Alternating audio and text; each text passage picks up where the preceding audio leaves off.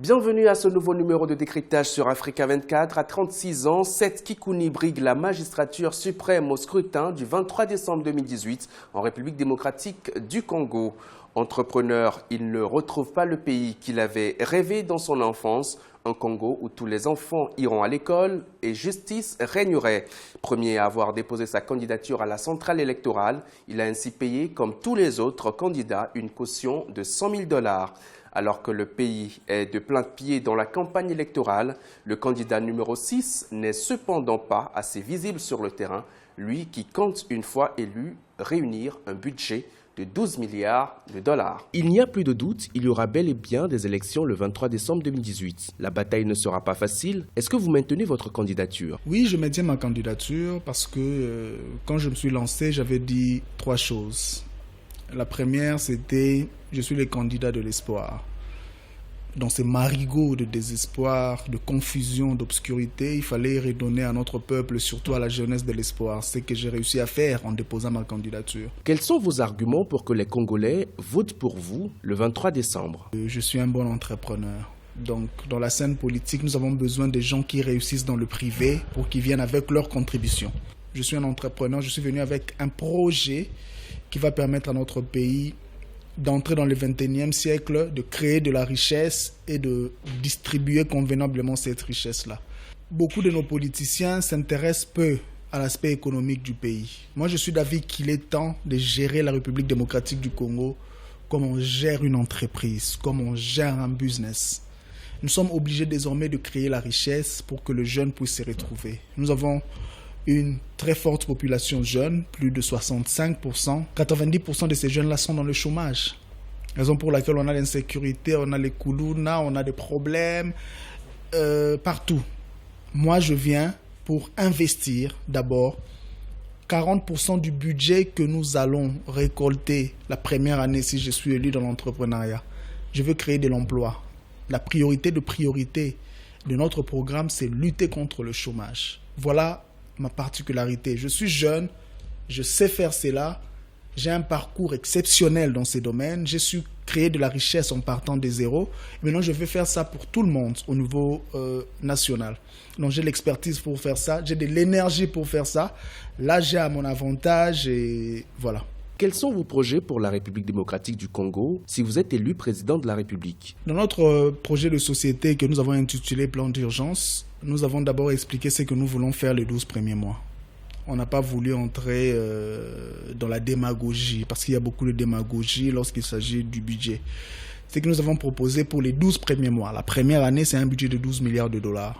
Très réaliste, c'est le minimum que nous pouvons réunir sans fournir beaucoup d'efforts. Parce que déjà, on a un problème de corruption. Si on arrive à canaliser l'argent de tous les contribuables que nous avons pour l'instant vers le trésor public, nous serons au-delà de $12 milliards. Parce qu'il faut comprendre qu'il y a 2 ans, on avait un budget de 4 milliards. Cette année, c'est à peine 5 milliards et quelques. À l'époque de Matata Ponyo, on avait atteint 7 milliards. Et lorsqu'on sait qu'une grande partie de cet argent entre directement dans les poches des individus, ce n'est pas très difficile de réunir 12 milliards la première année. On peut même aller au-delà.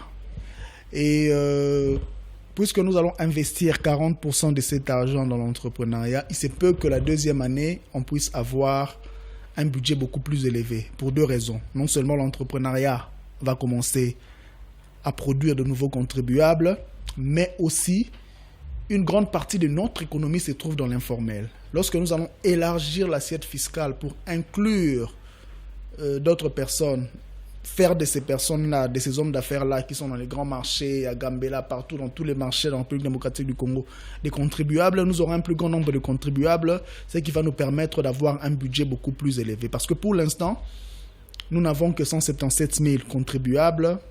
C'est insignifiant pour un pays de 92 millions d'habitants. Nous sommes désormais à 92 millions. Où on voit le business presque partout, dans tous les coins. Vous étiez le premier à déposer votre candidature à la commission électorale. Sauf qu'en cette période de campagne, vous passez un peu inaperçu. Qu'est-ce qui justifie cette absence sur le terrain? Il y avait des problèmes sérieux avec la CENI et les gouvernements. Ce sont des problèmes qui ne sont pas encore malheureusement résolus. Les autres collègues de l'opposition ont choisi d'emprunter d'autres voies que nous dénonçons parce que ça nous conduit tout droit vers la violence, vers un mur, vers le chaos. Alors, avec l'équipe, on s'était décidé d'abord de réfléchir pour voir ce que nous pouvons proposer à notre population. La campagne, il y a plusieurs façons de battre campagne. Aujourd'hui, c'est vrai que la République démocratique du Congo est un grand pays, mais la technologie aussi a changé beaucoup de choses, hein? Donc avec la technologie, on est désormais capable d'atteindre tous les coins et recoins en peu de temps.